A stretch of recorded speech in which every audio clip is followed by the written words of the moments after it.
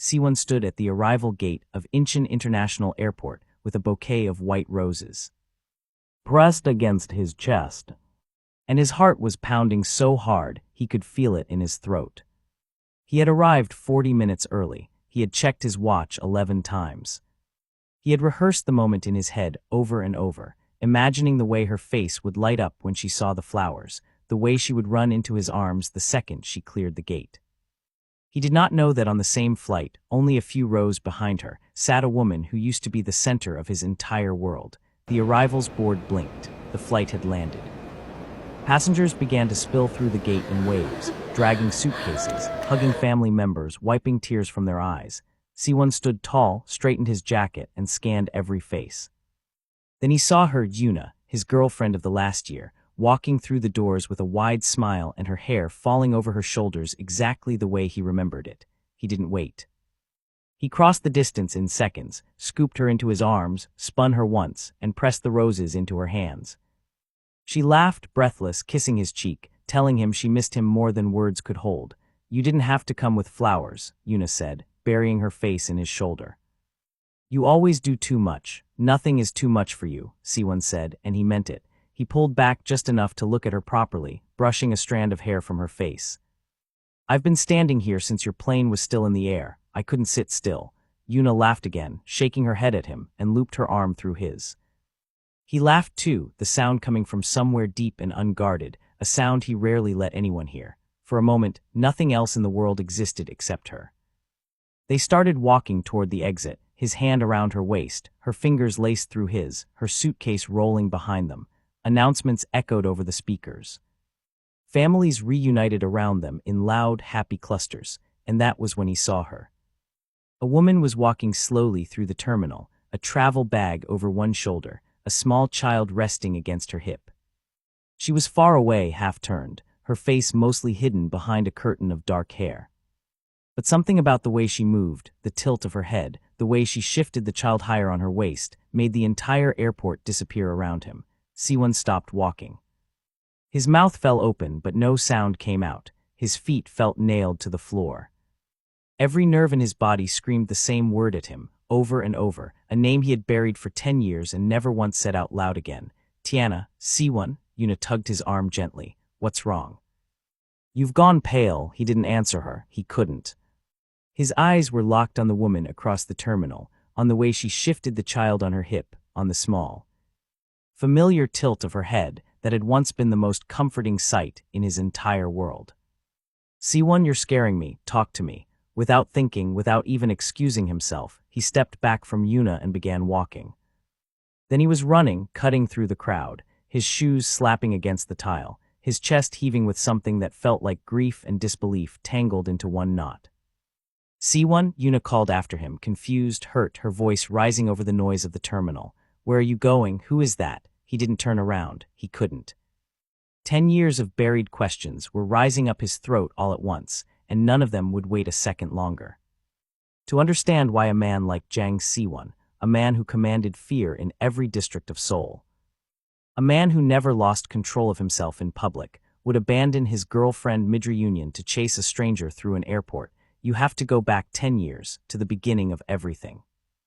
10 years earlier, Siwon was a very different young man. He wasn't yet the head of anything. He was the son of a powerful man, being groomed for a future he never asked for, and in his spare hours, away from the weight of his family's name. He did something almost embarrassingly ordinary. He studied English on a language app, hoping it might one day help him navigate the business his father was building overseas. That was where he met her. Tiana was a college student from the United States, practicing her Korean on the same app. Laughing at her own mistakes in the little voice messages she sent back and forth with strangers around the world. Siwon messaged her first, a simple correction on a sentence she'd gotten wrong. "Actually," he wrote, "you said you wanted to eat your grandmother, not visit her." Different word. "Oh my God," she wrote back within seconds. "I've been saying that to my Korean tutor for a month. Nobody corrected me. Everyone just smiled and nodded. They were being polite." "I am not polite, clearly," she wrote, and added a laughing emoji. "I like that about you already." He read it 3 times before he laughed out loud, alone in his room, for the first time in longer than he could remember. There was something about the way she teased him, easy and unafraid, that no one in his world ever dared to do. They talked every day after that.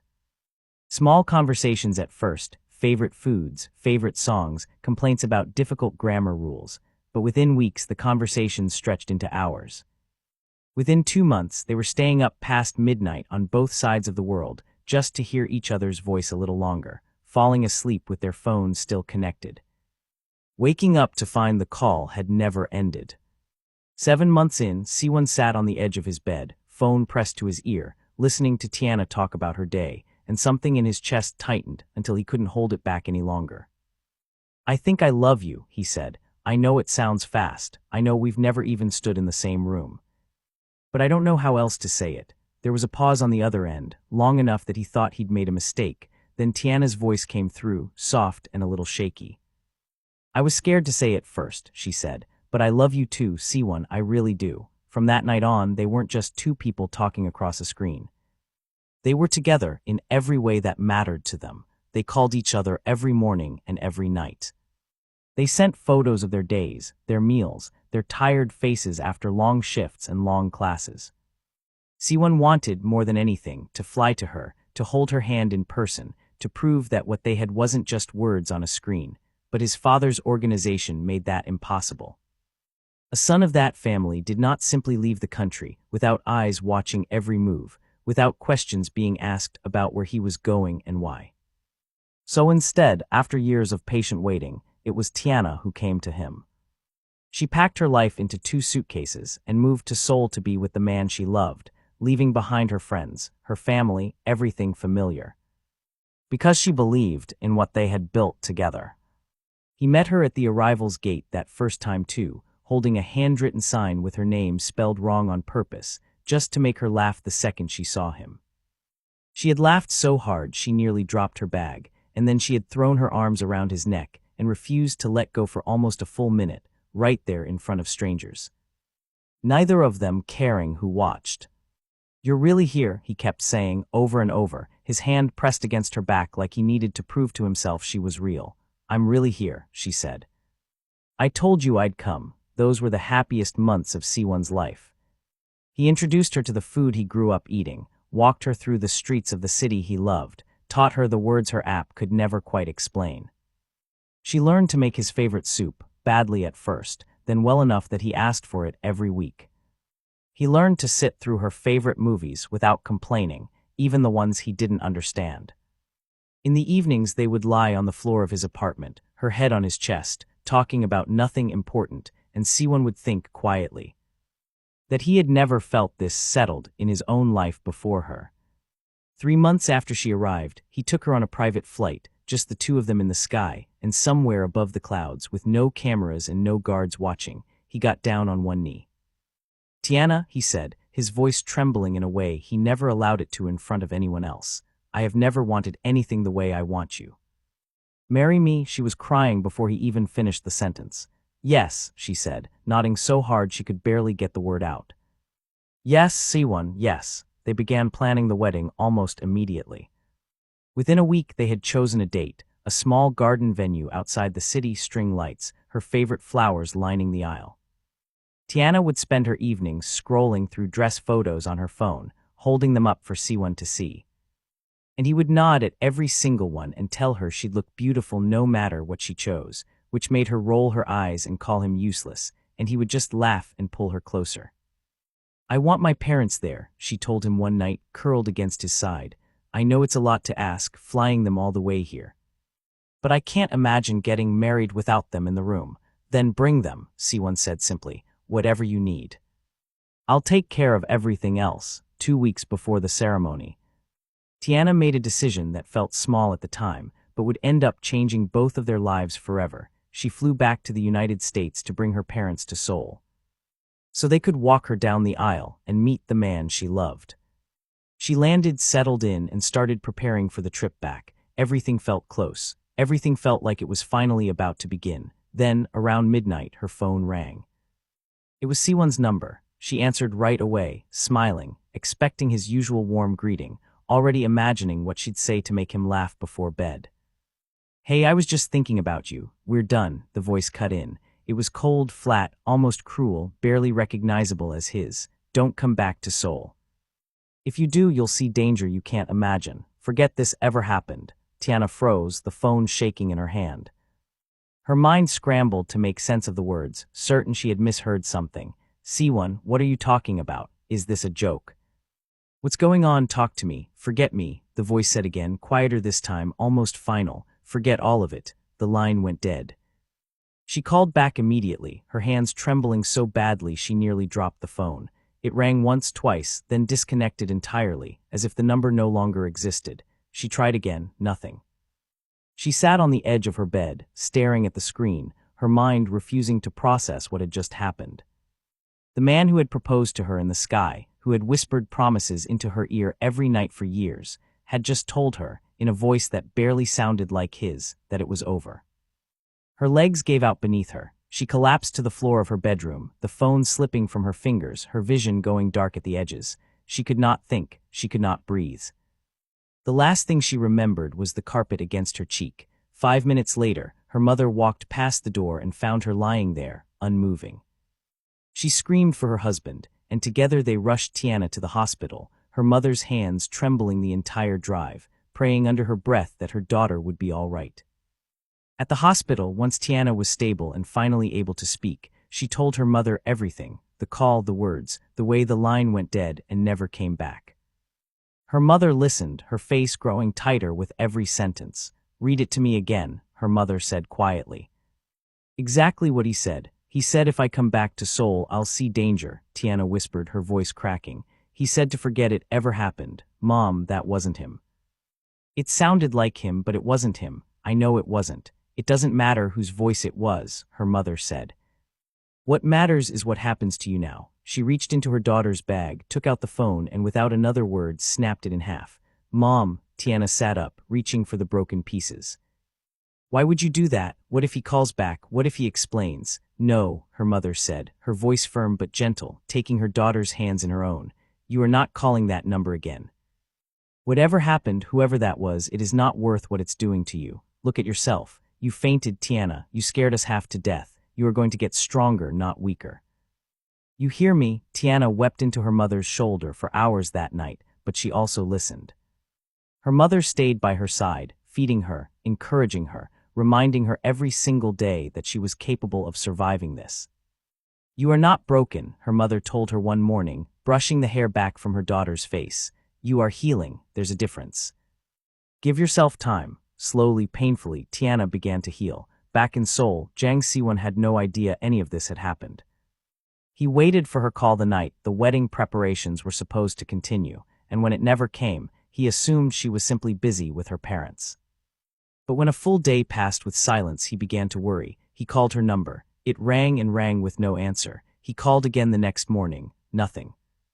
By the third day, panic had settled into his chest like a stone. He tried every method he could think of, calling repeatedly, sending messages that showed no confirmation they were ever received. Even reaching out to a mutual contact from the language app where they'd first met, hoping for any scrap of information. Nothing worked. It was as if Tiana had vanished from the earth. After nearly 2 weeks of silence, sitting alone in the apartment they were supposed to share as husband and wife, staring at the garden venue photos still saved on his phone, Siwon finally allowed himself to consider the only explanation that made sense to him. She changed her mind, he thought. She got home, surrounded by everything familiar, and realized she didn't want this life. She didn't want me. The thought sat in his chest like a stone he couldn't put down. He cried for days after that, locked away in his room, refusing meals, refusing to speak to anyone who tried to check on him. A close friend knocked on his door one evening, asking if he wanted to talk, and Siwon only said one thing through the closed door: just leave me alone. Please, the wedding plans were quietly canceled. The venue was told the date no longer worked.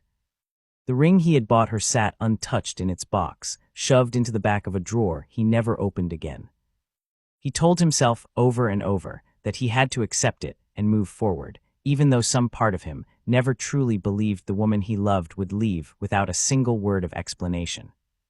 It didn't matter what he believed. She was gone, and he had no way of finding out why. neither of them knew the truth. Neither of them knew that the call which shattered everything had never actually come from C1 at all. 3 weeks after that terrible night, Tiana sat in a small clinic near her parents' home, her hands folded tightly in her lap, waiting for a doctor to confirm what she already suspected.